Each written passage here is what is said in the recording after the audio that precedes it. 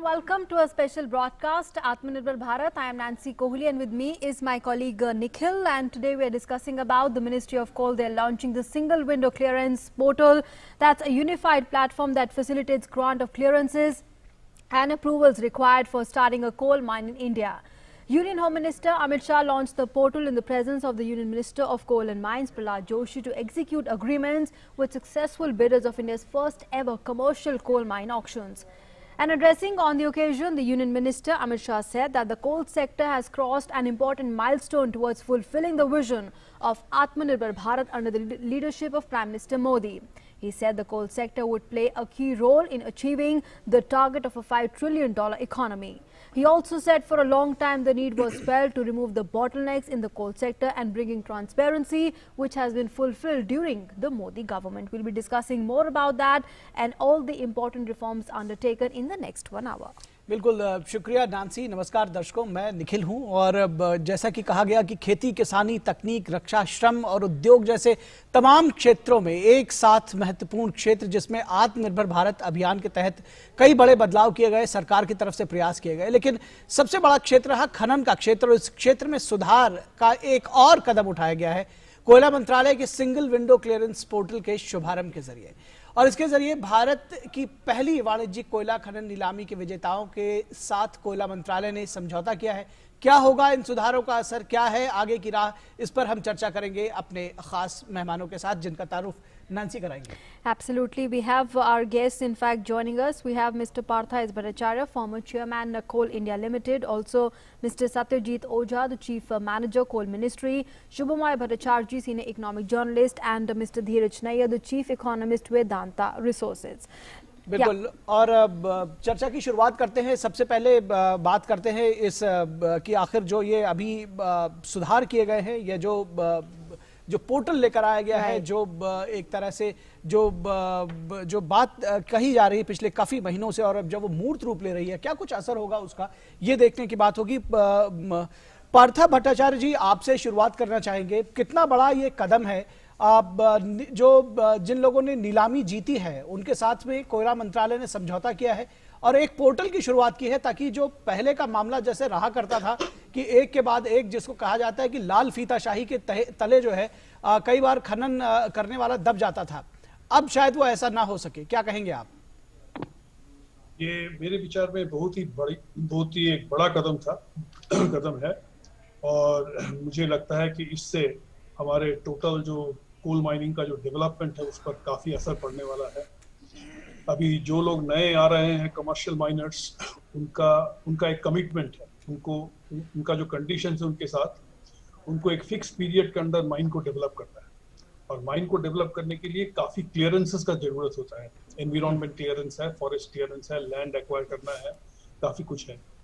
अब ये सब चीज़ अलग अलग डिपार्टमेंट, अलग अलग जगह में ये होता है, आज तक ऐसे ही होता था और इसके चलते काफी देर होने का संभावना, काफी देर होता भी है, ये हम देखे भी हैं और ये संभावना रह जाता। लेकिन ये जो सिंगल विंडो सिस्टम किया गया है, इसके चलते हमें लगता है कि सिंगल विंडो सिस्टम का प्रॉपर मैनेजमेंट से उनको क्लियरेंसेस काफी फास्टर मिलने का उम्मीद है और क्लियरेंस अगर फास्ट मिल जाएगा, माइन ओपनिंग परमिशन अगर फास्ट मिल जाएगा तो नेचुरली माइन भी जल्दी ओपन हो जाएगा और देश को इसका अच्छा असर आएगा। देश को कोयला का जो आपूर्ति है वो आपूर्ति में काफी इम्प्रूवमेंट होगा।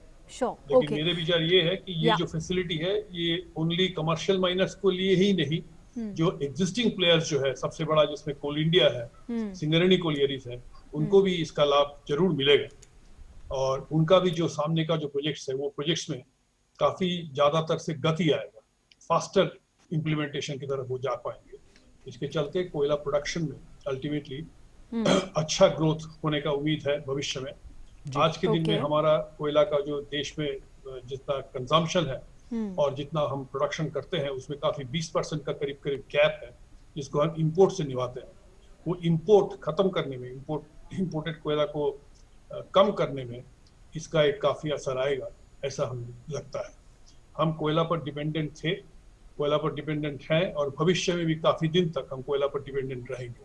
हमारा अग्रगति कोयला के ऊपर निर्भर करेगा और आज के दिन में हमारा जो पावर कंजम्पशन है, ये power consumption per capita power consumption हमारा सिर्फ 1100 यूनिट है जो आप हमारा जो चाइना या वर्ल्ड एवरेज जिससे भी आप बेंचमार्क करिए उसका 1/3 भी नहीं है। तो इसको काफी फास्ट रेट में बढ़ाना जरूरी है, दुगना करना जरूरी है जितना जल्द हो सके। और उसके लिए coal based power, solar power, सब कुछ का मतलब फास्टर डेवलपमेंट इज नेसेसरी। और इस दिशा में ये एक बहुत बड़ा कदम है। हम हमारे विचार में ये दूसरा कदम है जो इस साल मतलब 2021 में हुआ है। एक तो कमर्शियल माइनिंग के को ओपन कर देना, एक ट्रांसपेरेंट पद्धति अडॉप्ट करके, और सेकंड ये ट्रांसपेरेंट सिंगल विंडो सिस्टम। ये दोनों के चलते डिफरेंस अपना कोल सेक्टर में आने का उम्मीद है। कोल प्रोडक्शन जरूर फास्टर रेट में बढ़ेगा और हम हमारा जो दिशा है कि एनर्जी सफिशिएंसी के तौर पर हम अग्रगति कर पाएंगे। यही हमारा विचार है। Okay. All right, let's go across now to Mr. Ojha there. Mr. Ojha, when this, this initiative, the idea of this initiative was being conceived, what was really, on the mind? Because this is an important milestone being considered towards, fulfilling self-reliant India goal, the goal of Atmanirbhar Bharat. And this is really important step taken towards, achieving $5 trillion economy target as well. जैसा कि अभी पार्थो भट्टाचार्य जी ने कहा कि बहुत सारे clearances लेने पड़ते हैं, उसमें मेनली 19 क्लियरेंसेस जो मेजर हैं, इसको हम लोगों ने देखा कि जगह जगह माइन का ऑपरेशनलाइजेशन में बॉटलनेक हो रहा था। तो ये लास्ट जो ऑक्शन डिफरेंट ट्रेंचेज में हुए, उसके ब्लॉक्स के रिव्यू में ये देखा गया कि जहां जहां प्रॉब्लम हो रहे हैं मेनली इन्वायरमेंट में, फॉरेस्ट में, लैंड एक्विजिशन में, तो ये देखा गया कि different clearances different state government से लेना है, उनके अलग प्रोसेस हैं, उनके अलग एप्लीकेशंस हैं। एंड सेकंड है कि उस जो बिडर है उसको भी अवेयरनेस नहीं है कि उसको क्या क्या प्रोसेसेस, क्या क्या क्लियरेंसेस लेना है। इसको कंसीव हम लोगों ने लास्ट जून जुलाई में किया कि इस एक सिंगल विंडो पोर्टल रहे जिसमें मेजर क्लियरेंसेस को हम लोग एक ही जगह ले आए और उसके जितने एप्लीकेशंस, जितने प्रोसेस हैं, सबको एक जगह मैप करें। एक यूनिफाइड रजिस्ट्रेशन पेज से हम सारे एप्लीकेशंस को एक्सेस कर सकें और उसके फास्टर क्लियरेंसेस को दे सकें। इसमें फर्स्ट पेज में हम लोगों ने माइनिंग प्लान को एक मैप किया, जिसमें बहुत सारे, एक तो जो फॉर्मुलेशन करने में जो लोग इन्वॉल्व थे उनको एरर्स होते थे, दे वर नॉट अवेयर।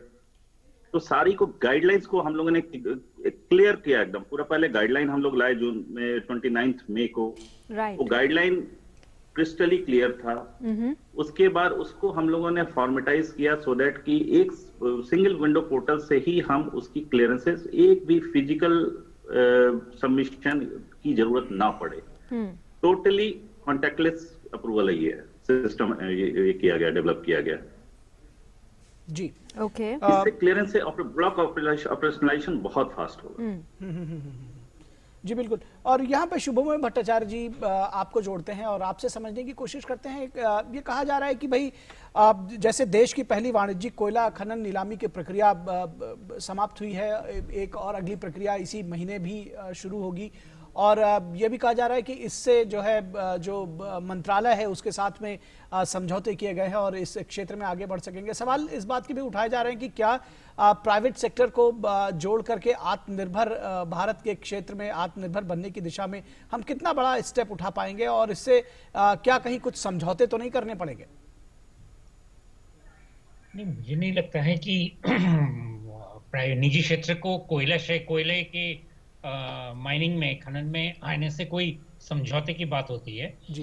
बात यह है कि हम लोग करीब लिबरलाइजेशन की शुरुआत से ही इस दिशा पे चल रहे थे कि निजी क्षेत्र में कोयला का खनन किया जाए, और बहुत सारे जो अड़चने बीच में आए जिस पर आपने इशारा किया है वो इसलिए आए क्योंकि हमने नियम सही तरीके से नहीं बनाए। आप पैनल में पार्थो भट्टाचार्य जी हैं, सत्यजीत जी हैं, इनको पता है कि ये नियम नहीं बनाने की वजह से ही मुश्किलें आए थे। और नियम अगर सही रहते हैं, प्रांजल रहते हैं, तो उसमें फिर कोई मुश्किलें नहीं होती है, क्योंकि जिन्होंने कोयला माइन दिया है, जिन्होंने उस पर इन्वेस्टमेंट किया है, वो निश्चित ही चाहेंगे कि भाई जल्दी से इसका हमें लाभ उठे। लेकिन अगर लाभ उठने के पहले ही की बात आप कर रहे थे, लाल फीते का जो दौड़ है, वो अगर चलता रहेगा तो निश्चित तो मुश्किल हो जाता है। अब ये चीज, और मैं ये नहीं कह रहा हूं कि ये पहली बार ये कोशिश किया जा रहा है, लेकिन ये करना जरूरी है क्योंकि कई बार बहुत सारी प्रक्रियाओं में सुधार लाया गया है, लेकिन सुधार लाने के बावजूद भी क्या होता है कि वो ओवर टाइम धीरे धीरे उनमें कई तरह के गलतियां शामिल हो जाते हैं।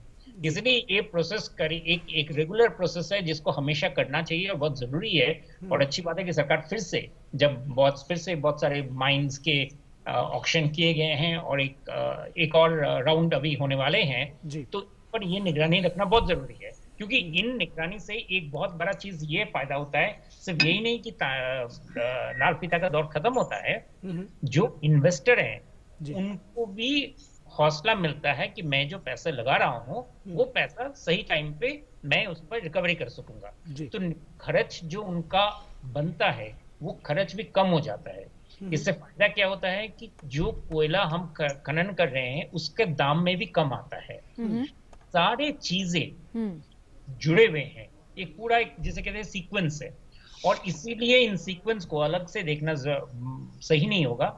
इन पर अमल करना जरूरी होता है कि ये हर वक्त इन चीजों पे ध्यान देना चाहिए, ताकि जो जिसकी तरफ हमारा उत्साह है कि हम ज्यादा से ज्यादा कोयला देश के अंदर से ही हम खनन करें, उस पर हमें इंटरेस्ट बना रहे। क्योंकि अभी भी भारत के अर्थव्यवस्था में इस साल कोविड का जो इम्पैक्ट रहा, उसके अगले साल अभी गति दौड़ पकड़ेगा अभी, और जब दौड़ पकड़ेगा तो कोयला एक बहुत बड़ा एक फ्यूल सेक्टर बन जाता है जिस पर लोगों को जरूरत है।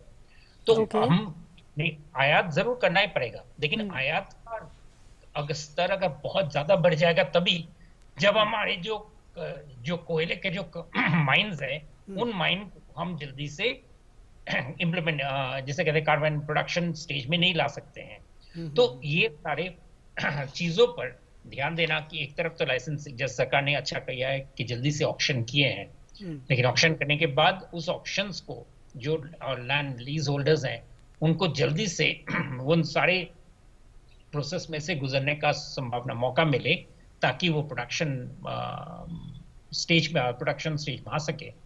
जिसके लिए एक कदम जो रेलवे मिनिस्ट्री ने उठाया है वो है कि कई जगह पे उन्होंने रेलवे का लाइन नया बिछाया है, ये बहुत जरूरी था। इन सारी चीजों को एक साथ में लाना तभी जाके मतलब जरूरत होता है, तभी जाके कोयला का एक्सट्रैक्शन या किसी भी मिनरल्स का एक्सट्रैक्शन एक प्रॉफिटेबल वेंचर के हिसाब से होता है। कंपनियां और भी इसमें तरक्की कर सकते हैं, मेहनत कर सकते हैं, खासकर टेक्नोलॉजी जो नया टेक्नोलॉजी का बहुत जरूरी है, क्योंकि हमारे देश में और सारे देशों में ये कहा जा रहा है कि कोयला से एनवायरमेंटल प्रॉब्लम होता है। तो वो एनवायरमेंटल प्रॉब्लम को खत्म करके उसमें नया टेक्नोलॉजी लाने के लिए कोयले का जो इन्वेस्टर्स हैं वो तभी इंटरेस्ट दे सकते हैं, तभी कोशिश कर सकते हैं जब उनका खर्च और क्षेत्र में कम रहे। तो इससे ये फिर से मैं कह रहा हूँ कि ये सारी प्रक्रिया एक साथ में जुड़े हुए हैं। Right, sure. Let's go across to now Mr. Dheeraj Nayyar. Mr. Nayyar, your analysis there as far as all these reforms that have been undertaken, these are of course, would you agree that they have led to untapping the potential that there is in the coal sector? Undoubtedly, they are path-breaking reforms. I wish they had happened 10-20 years ago, because as Mr. Bhattacharya just said, coal का समय खत्म हो रहा है अभी। Coal is viewed as a polluting fuel, as contributing to climate change, but nonetheless better late than never. So it's very, very, very progressive reform and very important, because as the first speaker correctly said, former chairman of Coal India, that we import coal, which we should not be doing given our reserves, and there's a difference of 20%. Having said that, I think the single window clearance is a good move to speed up operationalization, because as you know, current gap is 20%. आज 20% का gap है, और ये जो नई mine auction हुई है अभी इनमें समय लगेगा।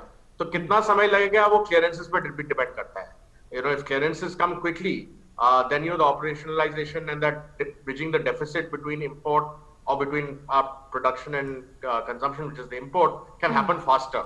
क्योंकि कल नहीं होगा या परसों नहीं होगा, 2-3 साल में होगा, लेकिन 2 साल में होगा या 3 साल में होगा या 4 साल में होगा, depends on the clearance system. So in that sense for speed it's very important that the single window has followed the auction. The auction alone is a good step, and commercialization is a good step, but you need to have other things in place also.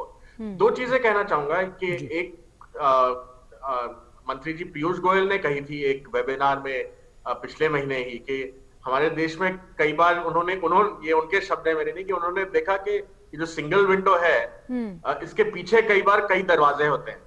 तो नाम में single window होता है, but there are obstacles beyond it. So I hope, since the minister himself said it, he was saying it of course in a different context, the larger single window clearance for investment and so on, but I think it's very important that single window is single window, कि इसके there's nothing beyond this, and that clearances do happen. I think the government is fully aware, तो वैसा ही होगा, I'm quite confident, but I think it's something to keep in mind. जब minister ने भी कहा है कि कई बार दरवाजे खड़े कर दिए जाते हैं विंडो के पीछे, तो वो ना हो.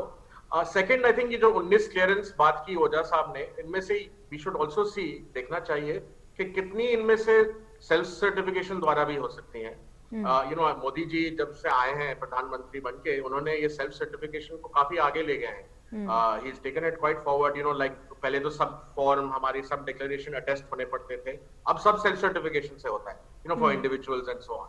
तो अगर कंपनीज के लिए भी कुछ क्लियरेंसेस क्या नहीं होंगे सेल्फ सर्टिफिकेशन से, जैसे कि सीएफसी शायद नहीं हो, बट जो बाकी है 17 में से, अगर उनमें से कुछ सेल्फ सर्टिफिकेशन मोड में भी हो सके, तो I think it will be even faster. और फिर सरकार ऑडिट ले सकती है, और अगर किसी ने फॉलो नहीं किया है पेनल्टी लगा सकती है, वो सब तरीके हैं. But I think speed is the key for the success of these reforms. Speed is the key, and therefore अगर ये सिंगल विंडो अच्छी तरह चला और कुछ सेल्फ सर्टिफिकेशन की ओर भी चले इन सम ऑफ दीज क्लियरेंसेस, 19 में से चाहे आधे भी हो, तो और स्पीड आएगी, और इससे जो आत्मनिर्भर भारत का गोल है वो और जल्दी हासिल होगा. So I think speed is everything, and I think Prime Minister, to his credit, has always been aware of it. He has always said that India needs two things, speed and scale. So I think scale तो अब आएगा, क्योंकि ये क्षेत्र खोल दिया गया है, अब कोल इंडिया के अलावा प्राइवेट पार्टीज भी आएंगी. बस अब स्पीड आ जाए, then this whole sector can be fully commercialized and fully used before अभी 10 साल बाद आप देखेंगे कि कोल का इस्तेमाल बहुत कम होगा, और it will relatively decline because of climate change concerns and pollution concerns. but अभी there is a window, तो सिंगल विंडो के द्वारा अगर उस विंडो को जल्दी से इस्तेमाल किया जाए तो देश के लिए बहुत भला हो. बिल्कुल. निजी क्षेत्र किस तरह से इस पूरी कवायद को, पूरी शुरुआत को देखता है, ये भी आपसे जानने की कोशिश करेंगे नैयर साहब. लेकिन फिलहाल यहाँ रुकेंगे एक छोटे से ब्रेक के लिए. Let's take a break at this point and we're back with more discussion. Stay with us. जी.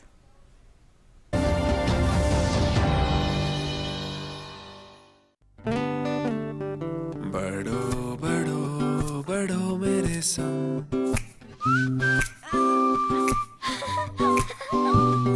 बढ़ो बढ़ो बढ़ो मेरे संग, बढ़ो बढ़ो बढ़ो बढ़ो. कुछ इसी तरह बच्चों के साथ साथ बढ़ते हैं LIC के चिल्ड्रंस प्लान्स, जो दे आकर्षक भुगतान बच्चों की हर बढ़ती अवस्था में. बढ़ो बढ़ो बढ़ो मेरे संग.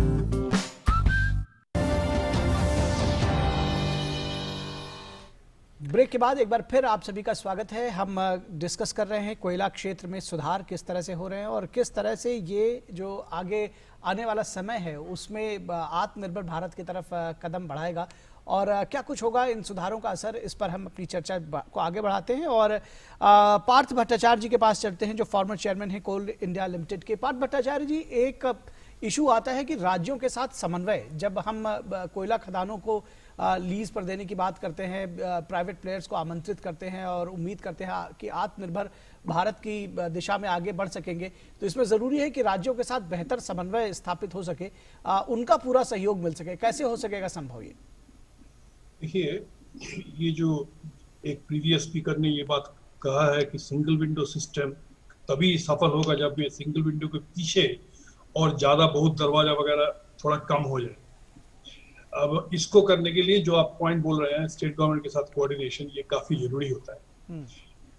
अब मैं एक एग्जांपल देके बोलता हूँ. मान लीजिए एनवायरनमेंट या फॉरेस्ट क्लियरेंस समझ लीजिए, कोई भी माइन का फॉरेस्ट क्लियरेंस में जो पहला एप्लीकेशन डाला जाता है फॉर स्टेज 1 क्लियरेंस, वो एकदम ग्रास रूट लेवल से मूव करता है। मूव करके जब तक वो स्टेट गवर्नमेंट का सेक्रेटरी माइंस के पास आता है तब तक 20 to 25 स्टेप्स हो चुका है। वहां पर क्लियरेंस के बाद वो मिनिस्ट्री ऑफ एनवायरनमेंट फॉरेस्ट में जाएगा, लेकिन उसके पहले अगर किसी ने कोई प्रश्न कर लिया, क्वेश्चन कर लिया, तो वो फिर वो डायरेक्ट फॉल नहीं होता है, वो फिर जिस लाइन से आया है उसी लाइन से जाके रुकेगा जहां पर जिसको इनका आंसर देना है। सो एक क्वेश्चन का रिप्लाई में 6 से 8 महीना तक लग जा सकता है जी, and that is what causes the problem. तो सिंगल विंडो को सफल करने के लिए हमको ये भी जरूरत है कि कहां पर कितना सिंप्लीफिकेशन ऑफ प्रोसीड्यूर किया जा सकता है।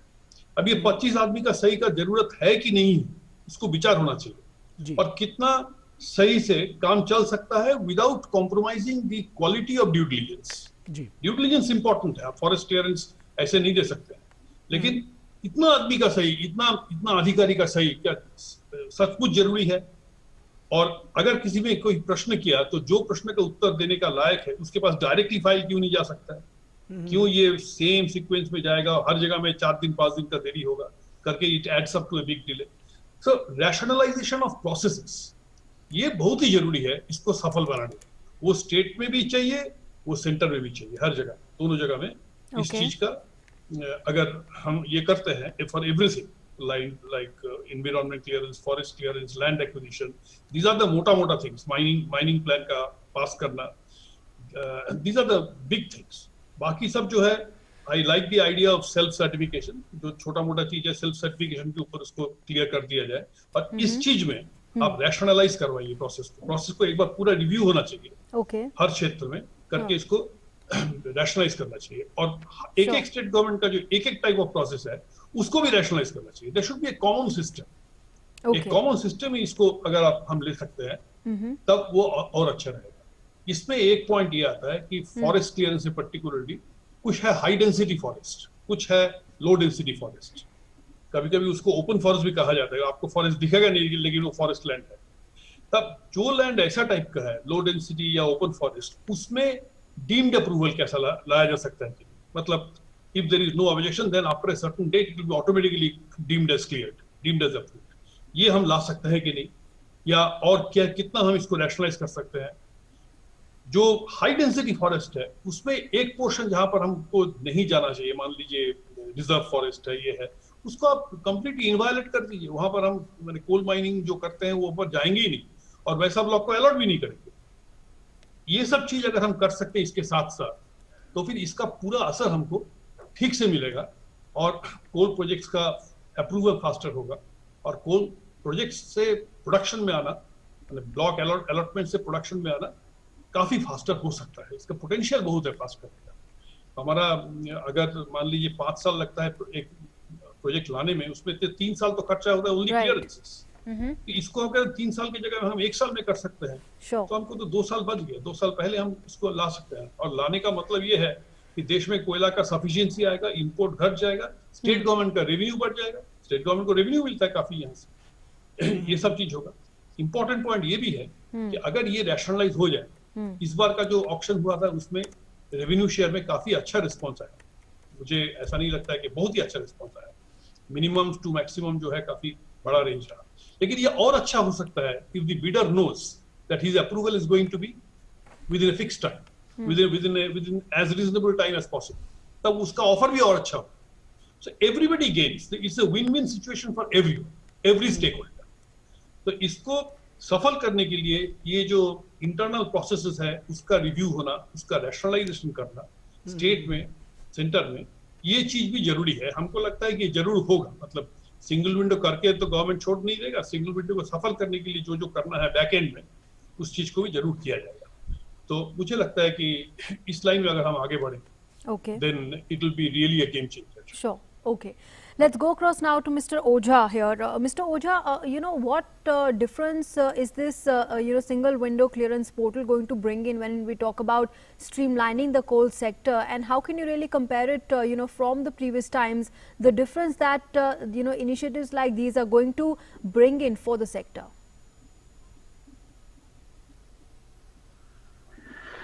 जैसा कि पार्थ भट्टाचार्य जी साहब ने कहा, ये पहले माइंस के एक ऑपरेशनाइजेशन में 6 से 7 साल 8 साल लग जाते थे। फॉरेस्ट क्लियरेंस में पर्टिकुलरली किसी केस में 4 साल लग गया है, 2.5 साल 3 साल ऐसा लगता है। ये सिंगल विंडो क्लियरेंस में बेसिकली हम लोगों का ऑब्जेक्टिव ये है कि एक तो जो हम लोगों ने अपना ऑप्शन किया है कि उसमें माइलस्टोन के सारे ब्लॉक ऑपरेशनलाइज करने में 56 मंथ का हम लोगों ने टाइम दिया है। वो 56 मंथ में किसी तरह ब्लॉक ऑपरेशनलाइज हो जाए। इसमें पर्टिकुलरली ये बात सही है कि फॉरेस्ट क्लियरेंस में टाइम बहुत लगता है। इसका मेजर रीजन है कि जो प्रोसेस उनका जो मूवमेंट ऑफ फाइल है उसका, वो जिस रास्ते से जाता है, जिस टेबल से जाता है, उसी टेबल से वापस आता है, and that takes lot of time. तो अभी बेसिकली ये एक इनिशिएटिव डीपीआईटी ने भी लिया है, और हो सकता है अभी ये परिवेश जो अभी जो कि ईसीएफसी ग्रांट करने के लिए जो एक पोर्टल है, जिससे कि ये सिंगल विंडो भी इंटीग्रेट हो रहा है, उसको भी रिवैम्प किया जा रहा है पूरा। उसमें बेसिकली सारे टेबल्स को सारे प्रोसेसेस को मैप किया जा रहा है, ताकि वो भी कोई भी फिजिकल मूवमेंट नहीं हो। ये अभी ये इनिशिएटिव MOEF की तरफ से ऑलरेडी इस पे हो चुका है और ये प्रोसेस में है। ये माइनिंग प्लान के लिए पहले तो हम लोगों ने अपने मिनिस्ट्री ऑफ कोल में ही जो क्लियरेंसेस है उसको हम लोगों ने पहले स्ट्रीमलाइन करने का कोशिश किया, जिसमें कि माइनिंग प्लान है। माइनिंग प्लान में बेसिकली पहले जो है सारा फिजिकल था। एक डॉक्यूमेंट करीबन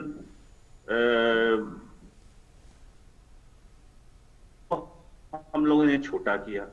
छोटा करने के बाद अब पोस्टल कोई भी नहीं रहेगा, बाय पोस्ट किसी जगह डिलीवरी नहीं होगा, सारा चीज ऑनलाइन सबमिशन होगा, सारा क्लियरेंस उनको कम्युनिकेशन ऑनलाइन होगा इसमें। जी। तो इससे क्या होगा कि जो पीरियड पोस्टल डिले होता था या कि हर एक का अपना एक टाइमलाइन था, वो टाइमलाइन से के बाद भी जाकर के उसको डिले करते थे, ये सारी चीजें ऑटोमेटिकली सिस्टम अलर्ट देगा, ताकि अगर किसी को 15 दिन में किसी को काम एग्जीक्यूट करना है तो वो 15th डे उसके बाद से वो अब ऑटो एग्जीक्यूट हो जाएगा। जी जी, उसको 15th डे उसको करना ही करना है। ओके जी। तो इसमें आपका जो हम लोगों ने 30 to 40 डेज का टाइम रखा कि माइनिंग प्लान अप्रूव हो जाएगा, वो अप्रूव हो जाएगा। So that is the first initiative on part of Ministry of Coal to grant that clearance within a time bound manner.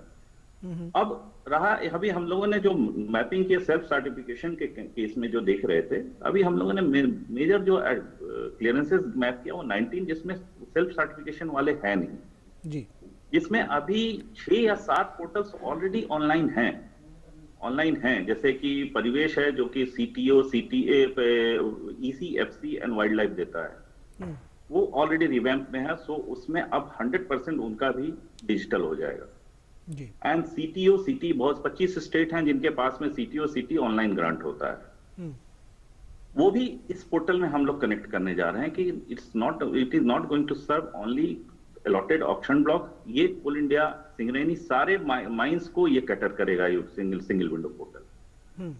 यदि जिस जगह पर कोई प्रोजेक्ट कंपोनेंट फंसता है तो वो हम लोगों को भी नॉलेज में रहेगा कि कहाँ पे उसके क्या है और क्या प्रॉब्लम से उसको ग्रांट नहीं हो रहा, तो इन दैट केस मिनिस्ट्री भी इंटरवेन कर पाएगी उस क्लियरेंसेस को ग्रांट करवाने, फास्टर कराने। ये सारी ऑब्जेक्टिव इस सिंगल विंडो पोर्टल का है और ये हमको लगता है कि सक्सेस होगा। कोई दूसरा इसमें कोई और ये दरवाजा नहीं आएगा जी। शुभमय भट्टाचार्य जी, जब ये कहा जा रहा है कि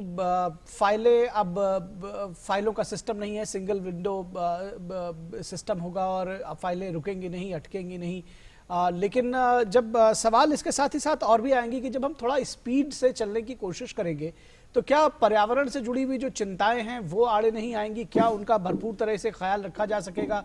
क्या अवैध खनन जैसी जो चीजें हैं उनके रोकने के लिए क्या पर्याप्त इंतजाम है इस सिस्टम में? किस तरह से देखते हैं इस चीज को? क्या ये एक चैलेंज हो सकता है? ये आपने बहुत अच्छा सवाल किया है, क्योंकि कोयला क्षेत्र में ज्यादातर खबरें गलत ही आती हैं, अच्छे खबर कम ही आते हैं। ये ऑप्शन एक वैसे एक खबर है जो काफी सालों बाद एक बहुत अच्छा खबर था कोयला क्षेत्र के लिए। जैसे पार्थ भट्टाचार्य जी बता रहे थे, ओझा साहब बता रहे हैं, धीरज नैयर भी सहमत हैं। कोयला क्षेत्र में हम चाहे कैसा भी करें, ये मानना सही है कि कोयला क्षेत्र का जो उपजाऊ सालें हैं वो काफी कम हो गए हैं। 10 से 15 साल से ज्यादा कोयला किसी भी देश में खनन करना असंभव है। उसमें अगर हम 5 साल सिर्फ क्लियरेंसेस पे लगा दें और हर तरह की चीजों पर सोचकर कि भाई पर्यावरण की बातें सोचे, ये सोचे, वो सोचे, तो निश्चित ही वो जिन्होंने वो उस माइन को ऑक्शन पे खरीदा है उनके लिए ये डेड लॉस है। और अगर वो यही कहेंगे कि भाई 5 साल तो जाएगा ही हमारा इन्हीं सारी चीजों पर, तो वो विलक्षण इस माइन ऑक्शन पे नहीं आएंगे। हम वैसे कंपनीज को प्रोत्साहन देंगे जो कंपनीज की काबिलियत काफी कम है। इसीलिए ये सिंगल विंडो बहुत जरूरी है। 2 चीज करनी है, सिर्फ यही नहीं कि कोयला क्षेत्र में कोयला का खनन होगा, ये समझने के लिए कि कोयला में अगर हम पर्यावरण की हम बात करते हैं और जो करना बहुत जरूरी है, तो बहुत जरूरी है कि वो सिंगल विंडो जैसे सिस्टम से ही आए ताकि इस पर जो इन्वेस्टमेंट करने वाले हैं उनको समय मिले, फुर्सत मिले, वो उन चीजों पे ध्यान दे, ना कि कहाँ पे मेरा फाइल किस जगह पे जाके अटका हुआ है। इसीलिए कोयला क्षेत्र को बहुत बारीकी से और बहुत सेंसिटिवली समझना बहुत जरूरी है भारत में, क्योंकि हम ये एक्सपेरिमेंट उस वक्त कर रहे हैं जब पूरा दुनिया कोयले के ऊपर काफी, जिसे कहते हैं एक वो डार्ट्स जैसे लगाने के लिए तैयार है कि भाई इनको बंद करो। अब बहुत सारे विदेशी बैंक्स कोयले में इन्वेस्टमेंट करने के लिए मना कर रहे हैं। भारतीय बैंक पर भी ये प्रेशर बहुत जल्दी से आएगा, क्योंकि बहुत सारे जिनका बाहर में इन्वेस्टमेंट्स हैं वगैरह है, उनके ऊपर ये प्रेशर आएगा कि भाई इन्वेस्टमेंट्स ना किया जाए या जितना इन्वेस्टमेंट है बस वहीं पे ही कायम रखा जाए। उस इतना हॉस्टाइल एनवायरनमेंट में कोयला हमें अगर कोयला का खनन करना है तो चीजों पर ध्यान सबसे बड़ा रखना जरूरी है, जिसमें एक है कि हम कोयले का जो क्लियरेंसेस हैं वो ट्रांसपेरेंट रहे, साफ रहे और जल्दी रहे, क्योंकि जितना देरी होगा उसमें हर तरह के सवाल उठने शुरू हो जाएंगे और वही सवाल आएंगे कि भाई आपने ये इस पर्यावरण का इस चीज को देखा था क्या, इनको देखा था क्या, दूसरे को देखा था। ये सारे सवाल जैसे ही आएंगे तो वो लाल का एक ऐसा चीज बन जाएगा जिससे फायदा किसी को नहीं होगा, खासकर भारत को नहीं, कि जो हम जिस चीज पे जिस मुकाम की तरफ हम अग्रसर होने की कोशिश कर रहे हैं। ये बहुत बड़ी दूसरी बात है कि कोयला, मैंने फिर से जो कहा कि एनवायरमेंटल सवाल जो है कोयले के ऊपर सबसे बड़ा एनवायरमेंटल सवाल वही है कि कोयला को क्लीन एनर्जी के हिसाब से अगर हम प्रेजेंट करना है, और भी मुश्किल है वो तभी कर सकते हैं जब इस पे खर्च, बाकी सारी चीजों के खर्च कम आए। राइट। क्यों clean coal, washed coal, coal to methane वाले जो जितने सारी प्रक्रिया की बात पूरे दुनिया में चल रहे हैं, या कार्बन कैप्चर, सिक्वेस्टरिंग वगैरह, इन सब की जो बात चल रही है, ये तभी संभव है इन्वेस्टर्स के लिए जब वो समय और पैसा उनके पास दोनों आएंगे, और तभी आ सकते हैं जब इस प्रक्रिया में कोई अड़चन ना आए। इसलिए ये एक जिसे कहते हैं कि भारत में संभव होता है, मुश्किलें चीज है, उनको हम क्लियरेंस कर रहे हैं, हमें उस तरफ से नहीं देखना चाहिए। इसका रोल बहुत ही ज्यादा बढ़ गया है इस वक्त। अगर हम चाहते हैं, जैसे धीरज ने बता रहे थे कि हम 20 साल पहले हमें करना चाहिए था, तो हम अगर ये 20 साल का अवधि को अगर हम कवर करना चाहें तो इन स्टेप्स को लेना बहुत ही जरूरी है। नहीं तो कोयले के ऊपर जो दावा लगा रहे हैं, केंद्रीय होम मिनिस्टर ने कहा है कि कोयला हमारा भारत का 5 ट्रिलियन इकोनॉमी का सबसे बड़ा पोर्शन रहेगा, ये सब बिल्कुल संभव नहीं। Okay, sure. Let's go across to Mr. Nair at this point. Mr. Nair, what do you feel about these steps being taken, also towards removing any bottlenecks, addressing any concerns that the sector may have, and plugging the loopholes that they may have existed as far as, these reforms, ever since they have been taken? Have all these concerns been addressed adequately? मैं यही कहूँगा कि जो अभी तक कदम उठाए हैं मतलब सही दिशा में, तो मतलब जो पहले क्षेत्र खोला, फिर इंफ्रास्ट्रक्चर, एसोसिएटेड इंफ्रास्ट्रक्चर है, उसमें 50,000 करोड़ करीब खर्चेगी सरकार। अभी सिंगल विंडो आया है, तो ये सब जो है सिस्टेमिक व्यू ले रहे हैं, जो कि अच्छी बात है, क्योंकि अगर आप एक ही भाग लेंगे पॉलिसी का और फिर बाकी जो प्रोसेसेस का भाग है वो छोड़ देंगे तो फिर वो इनकम्प्लीट रह जाता है। फिर इंडिया में यही, भारत में कई बार यही प्रॉब्लम होती है कि जो आपकी इंटेंशन होती है वो अच्छी होती है, लेकिन वो प्रोसेस आपको मार देते हैं बाद में। और जैसा कि बाकी स्पीकर्स ने भी कहा, जो समय पैसा है, time is money as they say. So the private sector के लिए, निजी क्षेत्र के लिए जितना ज्यादा समय लगेगा ऑपरेशनलाइज करने में, उतना ही ज्यादा महंगा प्रोपोजिशन बनता है। तो जो बिडिंग भी है उसमें अगर आपको जो फ्यूचर राउंड्स हैं उसमें अगर आपको बेहतर रेवेन्यू चाहिए, बेहतर रेवेन्यू शेयरिंग चाहिए, तो अगर ये प्रोसेसेस क्लियर हो और अगर निजी क्षेत्र को पूरा कॉन्फिडेंस हो कि मतलब 1-2 साल में ऑपरेशनलाइज हो जाएंगी माइन, तो वो पूरा सिनारियो बदल जाता है। 2 साल और 5 साल में बहुत फर्क होता है। जी, आपने नैयर साहब, आपने कहा कि ये 20 साल पहले सुधार होने चाहिए थे। कितनी बड़ी अपॉर्चुनिटी देखते हैं आज की डेट में आप, ये जो सारे सुधार हैं, कितनी बड़ी अपॉर्चुनिटी है प्राइवेट सेक्टर के लिए, आप लोगों के लिए? अपॉर्चुनिटी तो है, जैसे मैंने कहा अभी अगले 10 साल के लिए तक अपॉर्चुनिटी है, क्योंकि अभी जो है पावर डिमांड भी बढ़ रहा है। ये कोल पावर जो है हमारे जो इंडस्ट्री है उसको भी पावर ऊर्जा देती है। तो कोल का महत्व अभी भी बहुत है। तो जो ट्रांजिशन भी आप कह रहे हैं, जो लोग कह रहे हैं होगा, जो रिन्यूएबल्स बढ़ेंगे, गैस बढ़ेगा, ये सब होगा, लेकिन इसमें भी समय लगेगा। ये ओवरनाइट ट्रांजिशन नहीं होते हैं, मतलब इनमें भी 10-20 साल लगते हैं। तो जब तक रिन्यूएबल बढ़ रहे हैं, बढ़ेंगे 10 साल में, 20 साल में, लेकिन उस समय कोल का महत्व रहेगा। और जितना सस्ता कोल मिले, जितना ज्यादा कोल यहाँ मिले, उतना ही इंडस्ट्री के लिए बेहतर है, उतना ही जो पावर कंज्यूम कर रहे हैं उनके लिए बेहतर है। तो आई थिंक अपॉर्चुनिटी बहुत है, इसलिए आपने देखा भी जो ऑक्शन हुए, प्राइवेट सेक्टर आया। अगर ये क्लियरेंसेस का मैटर भी सॉल्व हो जाए किसी तरह। एक और आइडिया है जो कि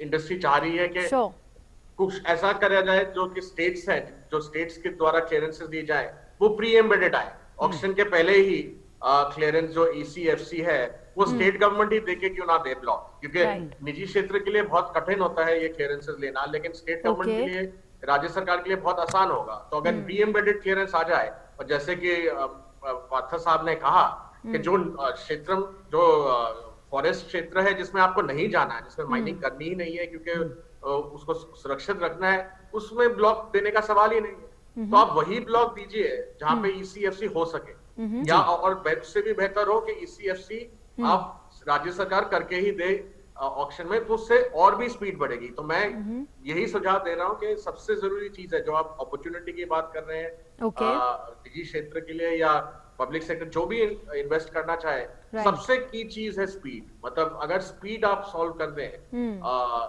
चाहे प्री एम्बेडेड क्लियरेंस हो, चाहे सेल्फ सर्टिफिकेशन हो, सिंगल विंडो हो, जिस भी तरह से आप ये जो स्पीड का सवाल है सॉल्व हो जाए, तो ये अपॉर्चुनिटी पूरी है। और ये मैं होम मिनिस्टर से बिल्कुल सहमत हूँ। ये आत्मनिर्भर जो खनिज क्षेत्र है, कोयला भी और बाकी जो मिनरल्स भी हैं, बाकी खनिज भी है, ये बहुत ही अहम भूमिका निभा सकते हैं। क्योंकि अभी भारत में अगर आप ग्लोबल कंपैरिजन करें, जो खनिज का क्षेत्र, माइनिंग का क्षेत्र है, ये भारत में अभी खाली 1.5% GDP को कंट्रीब्यूट करता है। और जो बाकी देश हैं जिनकी भारत के समान जियोलॉजी है, उनमें कम से कम 6 से 8% कंट्रीब्यूशन है इस क्षेत्र का।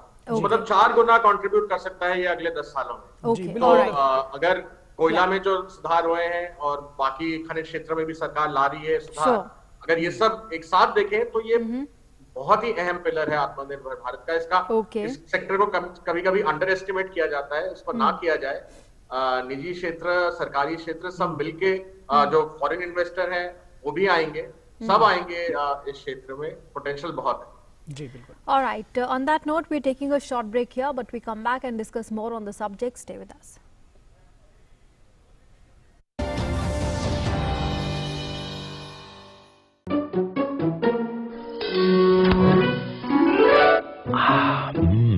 आइसक्रीम खाएगी? आइसक्रीम? ये है डबल आनंद। पहला आनंद पॉलिसी टर्म के अंत पर मैच्योरिटी क्लेम का पूरा भुगतान, और दूसरा आपके अपनों के लिए लाइफ कवर की पूरी रकम बिना किसी प्रीमियम के। LIC न्यू जीवन आनंद, आनंद ही आनंद।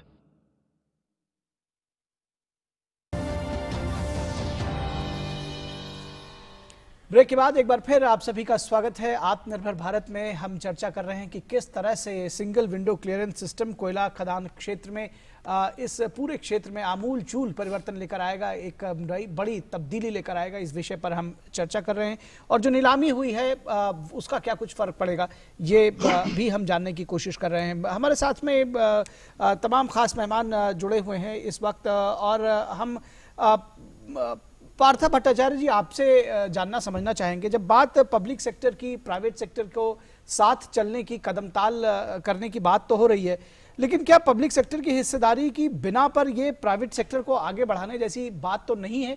क्योंकि क्या ये समझा जाए कि प्राइवेट सेक्टर के पास नई तकनीक है, नया उत्साह है, नई क्षमता है, बेहतर करने की कई बार समझा जाता है कि जो प्राइवेट सेक्टर है वो बेहतर परफॉर्म करते हैं, तो इस तरह से क्या उनके जरिए इस क्षेत्र का ज्यादा दोहन हो सकेगा, वो ज्यादा रॉयल्टी ला सकेंगे, क्या इसलिए भी उनको लाया जा रहा है? और इस पर कहीं प्राइवेट सेक्टर जो पब्लिक सेक्टर है उसके बिना पर या उस पर तो कोई असर नहीं आएगा या दोनों साथ साथ चलेंगे? क्या लग रहा है आपको?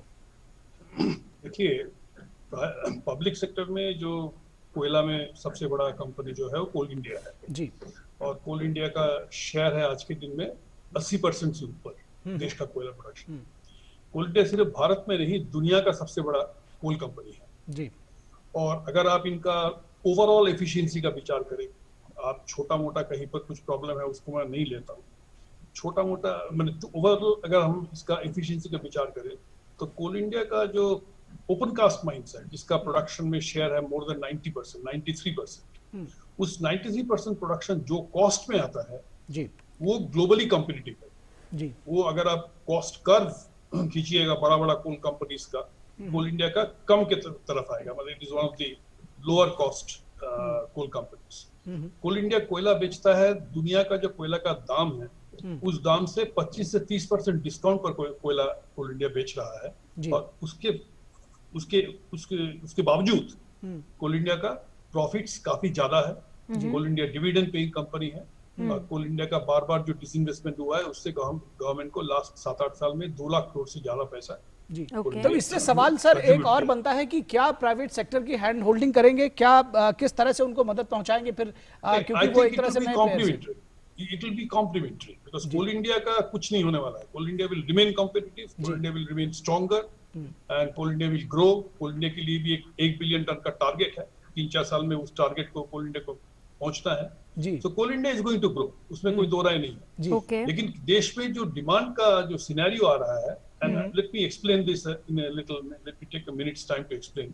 देखिए आज के दिन में सोलर पावर का जो टैरिफ जहाँ पर गिर चुका है, जो नया कैपेसिटी पावर में ऐड होगा वो कोयला पर नहीं आधारित होगा, वो सोलर पर ही आधारित होगा या विंड पर, रिन्यूएबल पर आधारित होगा जी। लेकिन जो कैपेसिटी ऑलरेडी बना है और जो पाइपलाइन में है वो है 240 गीगावाट्स और 240 गीगावाट का जो यूटिलाइजेशन आज के दिन में है वो 50% से भी कम। सो वो 50% को 100% अगर आपको ले जाना है तो फिर कम से कम 600-700 मिलियन टन कोयला उसी में लगेगा। तो that is the more important demand centre for coal, existing power capacities को फुल कैपेसिटी में यूटिलाइज करना, और वो हम जितना जल्दी कोयला का आपूर्ति कर सके उतना जल्दी उसका कैपेसिटी यूटिलाइजेशन बढ़ सकता है। उसमें कुछ और भी इश्यूज है जैसे डिस्कॉम रिफॉर्म्स वगैरह करना है तो वो सेपरेट है, लेकिन ये सब अगर हम कर सकते हैं तो वहां पर डिमांड तो जरूर है। सर सवाल ये था कोयला का डिमांड आ रहा है जो अभी तक हम लोग ज्यादा सोचा नहीं थे। पार्था जी सवाल ये भी था के लिए it was a sort of a wedded kind of situation। तो अभी कोयला हम फीड स्टॉक में सोच रहे हैं, coal as a feed stock for chemicals, for fertilisers, for gasification and things like that. तो वो एक नया डिमांड है। तो वो नया डिमांड जैसा प्रधानमंत्री का एक निर्देश है कि 2030 तक हमको 100 मिलियन टन कोयला गैसिफाई करना है। ये तो जीरो है ना, आज के दिन में जीरो है करीब। तो 0 से 100 that's a new demand. Partha ji अब हमें सुन पा रहे हैं, डिमांड इज कि हमारा 200 मिलियन टन कोयला जो इंपोर्ट हो रहा है, तो ये सबको अगर हमको कवर करना है तो कोयला का जो आज के दिन में कंजम्पशन है करीब 1000 मिलियन टन, 1 बिलियन टन के आसपास, और प्रोडक्शन है 750 के आसपास, वो दोनों फिगर को हमको 1500 तक ले जाना पड़ेगा इन द नेक्स्ट 7-8 ईयर्स। तो उतना तो डिमांड हमारा है ही, उतना डिमांड में कोल इंडिया मेरे विचार में will be able to meet about 60% of that incremental demand. मान लीजिए 300-350 मिलियन टन, और बाकी जो है 200-250 मिलियन टन वो आएगा आपका प्राइवेट सेक्टर से। और उसी दिशा में काम भी होता है। पार्था जी, आप हमें सुन पा रहे हैं? This is really one instance where it will be a great story of complementary activities. It is a sort of a private public participation and cooperation to make the coal sector viable, self-reliant, and India will be able to depend on coal as a source of energy. Okay जी, बिल्कुल। चलिए पार्था जी, आपकी बात समझ में आ गई, लेकिन लगता है कि आपको हमारी आवाज नहीं मिल रही, इसलिए जो हमारा अगला सवाल था कि आप प्राइवेट सेक्टर की हैंड होल्डिंग कितना करेंगे, कैसे उनको मदद करेंगे? आप कोल इंडिया लिमिटेड निश्चित तौर पर एक बड़ा प्लेयर है ग्लोबली, केवल इंडिया में ही नहीं। प्राइवेट सेक्टर को जब अब हम उनके साथ में आगे बढ़ने की कोशिश कर रहे हैं, कैसे आप उनकी हैंड होल्डिंग करेंगे? फिलहाल इस सवाल पर हम बाद में आएंगे नांसी, इससे पहले हम शुभमोय भट्टाचार्य से ये जानने की कोशिश करेंगे ये जो कोयला क्षेत्र में जो सुधार है, इसका कितना असर इसकी अर्थव्यवस्था पर होगा और कितना ओवरऑल अर्थव्यवस्था पर असर डालेगा ये पूरा जो सुधार। Yeah, and just to add to that, Mr. Bhattacharya, also talking about private players, because opening the role of the private players here is very important, because opening up the sector to private players will attract global investments, raise supply, and boosting state and commercial revenues as well. And this is clearly laying the foundation for energy security across the country. Mr. Bhattacharya. That's right, because we have to look at the coal economy as a very strong element of the Indian, what I might call the Indian entire economic structure. So let's put it this way: any energy source is almost equal. I mean, the growth rate in energy in any economy has to be roughly always be equal to the rate of growth of the economy, because energy and because elasticity of growth in energy and in economy is almost roughly has to be the same. Now, given that whenever our energy production has been less than what it should be, it has immediately affected the rate of growth of the economy that's expected. So, given coal's big role in the world economy, in the Indian economy, we just cannot expect that our economy will continue to flourish or will do well if we don't have the advantage that coal gives us. The problem is that we have always taken coal as a residual sector, and therefore developments in that sector has always been held to be coming after everything else has been taken care of. So we have tried to look at our oil economy, we have looked at other issues, but we have not looked at coal as a growth enabler. Okay. Now for the first few years, we are really clearly saying that we need to use our coal reserves well, extensively and fast. That is the basis of the discussion that we are having today. To that extent, whether it's public sector led or private sector led would not be important. What will be important is who can bring in the investment. Right. Coal India will definitely bring in the investment, but Coal India has limitations because of lots of reasons. That will be a separate program by itself. But therefore, we need the role of the private sector to come in. Is it that the private sector will come in just today? No, because when we are giving out these fields, even the ones that have been given out already in November, they will take, at least even with the fast clearances, they'll take a couple of years to be able to come on steam. But during which time we will be needing Coal India to be exactly expanding its production. There's no doubt about it. What Mr. Bhattacharya has said, Partha Bhattacharya said, is absolutely right. Okay. Simultaneously, we'll also be needing to import. And why would we need to import? Because obviously the companies which downstream companies like cement steel or paper, which need coal as the fuel, can't obviously be depending on when the private sector will come on steam to be able to fulfill their shortages, fulfill their requirement. So all of these things will happen. So as you can see, it is a one which requires a lot of things to come into the play. Secondly, the other thing that's going to happen with the coal sector is that we are moving a lot towards electrification of vehicles. Electrification of vehicles on the road would mean a demand for power, and that power has to come either from renewable sources or from thermal plants. We do not expect the thermal plants as of now to be expanding immediately, but in a couple of years, it is my sense that we will be needing to put up expansion of the thermal plants or even to go in for new plants, even though there was an estimate that we shall be not needing any new coal plants till 2025. My sense, if the economy actually expands, many of the mothballed plants will have to be brought in. Already in our economy, if you look at the numbers, last month we have had a peak power demand of 182 gigawatts. Means it's a considerably higher one than we used to be having just about a year ago. If that pace of expansion of electricity demand continues, then we will be needing more and more electricity to come in, which means that there will be more thermal plants which will need to come on immediately. Now, so all of these factors mean that the coal puff in the Indian economy is going to be there for a long time. The critical point again and again which comes in is who can provide it with the most limited environmental damage is what the golden mean that we are looking for. That उसको करने के लिए क्या जरूरी है, ये हमें देखना है कि किस तरीके से हम उसको, क्योंकि बाकी सारी चीजों को संभल कर चलने के लिए ये जरूरी है कि वो एनवायरमेंट के ऊपर उसका जो गलत इम्पैक्ट होता है उस चीज किस तरह से कम कर सके, और उसी पर ही हमारा ध्यान बना रहेगा। जी बिल्कुल। और यहाँ पर सत्यजीत ओझा जी, आपसे जानना चाहेंगे, बहुत तरह की जब बात कोयला क्षेत्र की होती है तो बहुत तमाम तरह की समस्याएं देखने में आती है। बहुत एक तरह से जिसको कहते हैं कि मानसिकता में रहता है कि जो कोयला क्षेत्र है उसमें बहुत सारी दिक्कतें हैं। पारदर्शिता कैसे सुनिश्चित करेंगे, अवैध खनन जैसी चीजों को कैसे रोकेंगे, क्या कुछ इसके लिए कोई सेटअप बनाया गया है? संक्षेप में उत्तर दें, क्योंकि इस कार्यक्रम के अंत में अब हम पहुंच चुके हैं।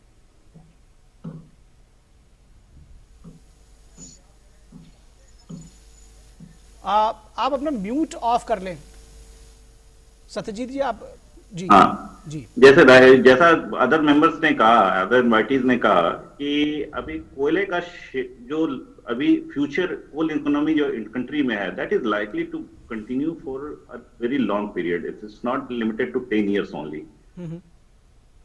अभी 56% जो नेशनल एनर्जी मैट्रिक्स है उसमें आपका कोल का शेयर 56% नेशनल एनर्जी मैट्रिक्स में अभी है, और उसमें पावर में 73% है।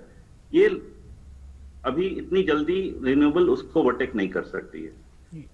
जहां तक इसका अवैध उत्खनन की बात आप कर रहे हैं, अवैध उत्खनन में बेसिकली बहुत सारे स्टेप्स लिए गए हैं जो कि अवैध विदाउट जो स्टेट गवर्नमेंट अपने स्टेट्स में मॉनिटर कर रही है अवैध उत्खनन के लिए, तो स्टेट गवर्नमेंट इज रिस्पॉन्सिबल, उसका स्टेट सब्जेक्ट है, वो ऑलरेडी उस पर एक्शन ले रही है।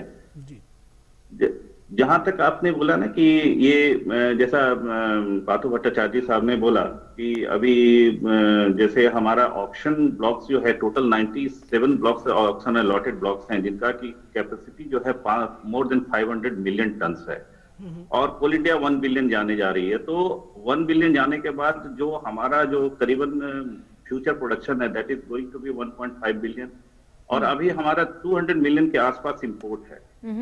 तो हमारा जो रिक्वायरमेंट, नेशनल रिक्वायरमेंट है और डिमांड और सप्लाई लगभग मैच कर जाएगा। तो इन दैट केस ये हमारा एक स्टेप आत्मनिर्भर भारत की तरफ है, जिसमें कि मेरी इंपोर्ट जो है आज के डेट में मोर देन 1.6 लाख करोड़ की है, that will become two zero, near about, not zero but near about. जी, तो ये basically coal economy is likely to remain for future, at least for a decade or two. It's not going to be overtaken by renewable energy. And single window जो है हमारा, single window इसके portal से इसकी speed up बहुत होगी licences की।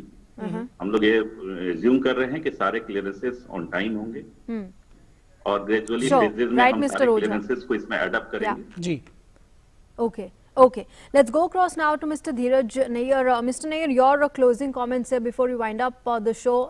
All these steps, reforms they're taken in the coal sector, how all of this will fuel the goal and help us reach the goal of Atmanirbhar Bharat? Well, I mean, it's very clear to me that our India is going to grow. Overall, economic growth is going to be very strong. I mean, this year was of course the COVID affected year, so छोड़ दिया जाए। But इसके आगे हमारी growth जो है वो बढ़ेगी, और ग्रोथ जब बढ़ेगी, जैसे शोभा जी ने कहा, एनर्जी डिमांड भी उतना ही स्ट्रांगली बढ़ेगा। अब आप अभी हम ऐसी पोजीशन में नहीं है कि we choose that we want coal और ऑयल और रिन्यूएबल। अभी हमें सभी की जरूरत है, और कोल का महत्व कम नहीं होने वाला है। So I think at least if you're talking, and we can only think about the next 5 or 10 years, I mean, don't know what will happen in 30 years, but in the next 5 or 10 years, I think this underground wealth of India, which we have not fully utilized, and coal is a very important part of that, where we have abundant resources.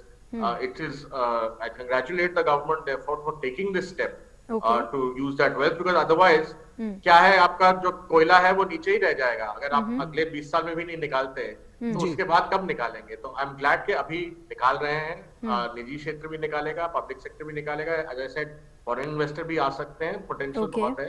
So I think it's a timely move.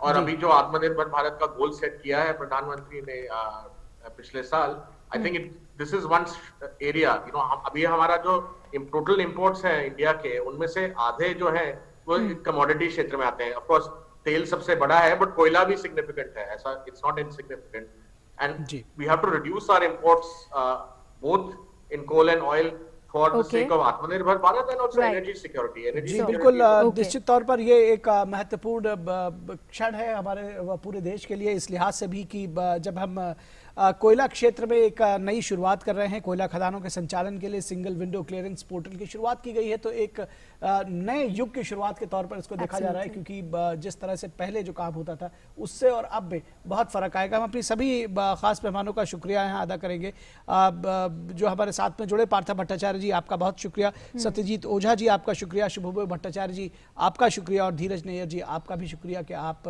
हमारे साथ जुड़े और आपने अपने विचार साझा किए। Absolutely. Thanks to all of you for joining us and sharing your insights and perspective as far as this, as far as the launch of single window clearance portal. That's a unified platform that will facilitate and, the grant of the clearances and the approval as far as required for starting a coal mine in India. That was in fact done by the Union Home Minister Amit Shah there in the presence of the Union Minister of Coal and Mines. Thanks very much for being with us and joining us here on this broadcast. Thanks for being with us. Take care. Namaskar.